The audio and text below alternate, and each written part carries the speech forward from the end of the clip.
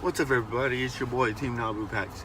It has come to my attention that my video about YCS Atlanta, YCS Salt Lake City, did not upload, and I'm really sorry about that. So I'm going to take another approach at this and pretty much just dick slap y'all in the face with this video and try to push out this video because it was meant to upload and it didn't. And like during that time I was having problems with YouTube. So YCS Salt Lake, ooh, was that a show. We had multiple things top. We had Mech Knight Invoke, we had Metal Foals, we had Dinos, we had Pendulum Magicians, True Draco, Demise. But here's where everyone's losing their fucking mind. Ever since YCS Salt Lake City, we have had a pretty big change because True Draco Demise won the Salt Lake. So they hit #1 out of the top 32 spots, and that really threw people for a loop. So with that loop being thrown and those people being there and everything, I'm going to show you why Pin Magicians are still the best. If you have to make a deck that is synergized and focused on stopping a certain deck, that is still the top tier deck. Yes, True Draco Demise wins, and it's like multiple formats that have had not even the best deck in their format top. I know some Yu-Gi-Oh! YouTubers have been using Necros format as an example, where Necros was the best deck, but I think it was Burning Abyss, yeah, I haven't looked into Necros format in a while, so, but Burning Abyss was topped out, so it stopped a lot, but everyone still recognizes that it was Necros which was the best deck. And then it goes to other formats, and it really just starts making you think, like hat format, hand, artifacts, and traps. It definitely just does stuff like that.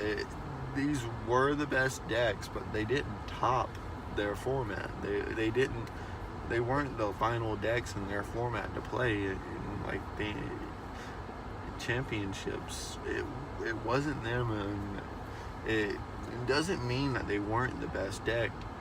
They just didn't have, I'd say, not the support, but what made the deck. Because yes, we're probably going to see a lot more Pin Magician variants that are now going to work around certain cards.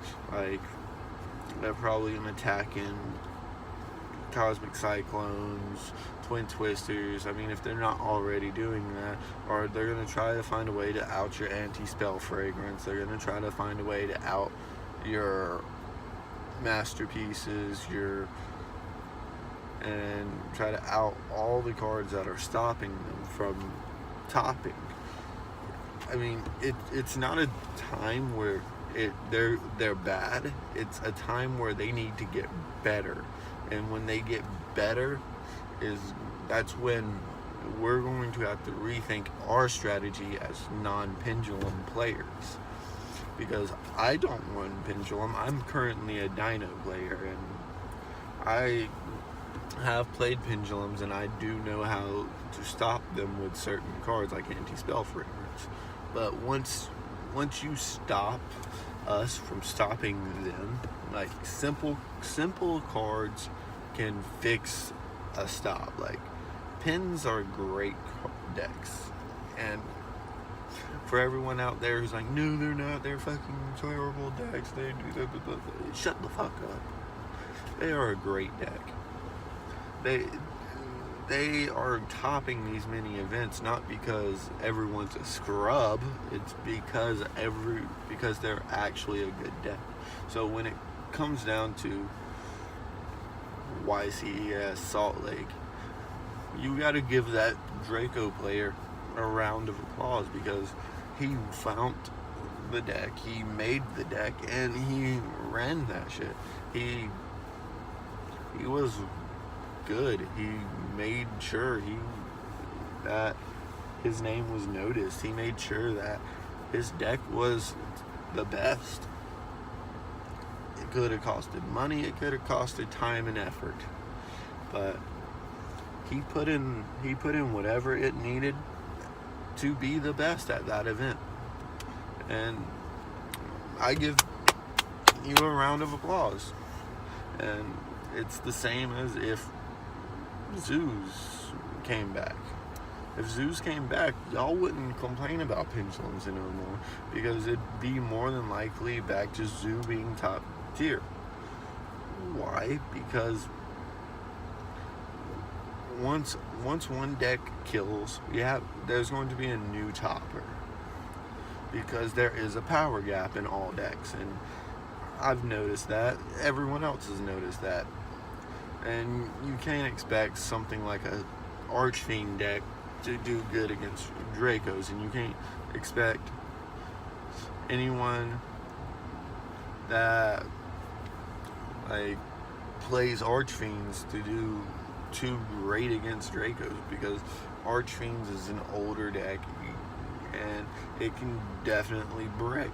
Unlike Dracos, which once you have a diagram on board, you can now search your pieces, or if you happen to pull out a masterpiece, you now have protection, or if you do this, you have protection from that. You can banish cards, you can destroy cards. It's simple. Dracos won because Dracos are tougher than Archfiends, but this is about Ycs Salt Lake. So it goes back to the power gap. Yes, there's a power gap between Pendulum, Magicians, and Dracos. Pens obviously being stronger, but that Draco player was like, you're not going to be stronger this event. I'm going to hit you in your weak spot. I'm going to give you your kryptonite. So either on the next YCS event you're going to see more of that deck, or you're going to see pins become stronger. I can't wait to see it because I think it's going to be personally badass to see what comes next and what's our next topper. And honestly, when these new packs come out and new decks come out and new everything, you gotta see if the pins are, if ABCs or if metal foils are even gonna still be topping them, because once those come out, it'll probably be a new format. It'll probably hit harder because in OCG right now, there's so many decks topping, and they have Monarchs that's full power. They have Dracos weakened. I think they were the ones who set Masterpiece to 1 and banned Diagram. I'm not sure. I don't follow OCG, so sue me if I'm wrong. Don't actually sue me. I ain't got much money, so let's not do that. But that'll be it for this video. If you liked the video, push that thumbs up button and subscribe to the channel. My Twitter and Instagram links will be in the description below. Thank you so much for watching, and post your opinions about YCS Atlanta in the comment section below. Do you think that we're going to see a new power gap in pendulums, or do you think we're about to see Draco Demise destroy another YCS event? That was all for this video. Thank you so much for watching.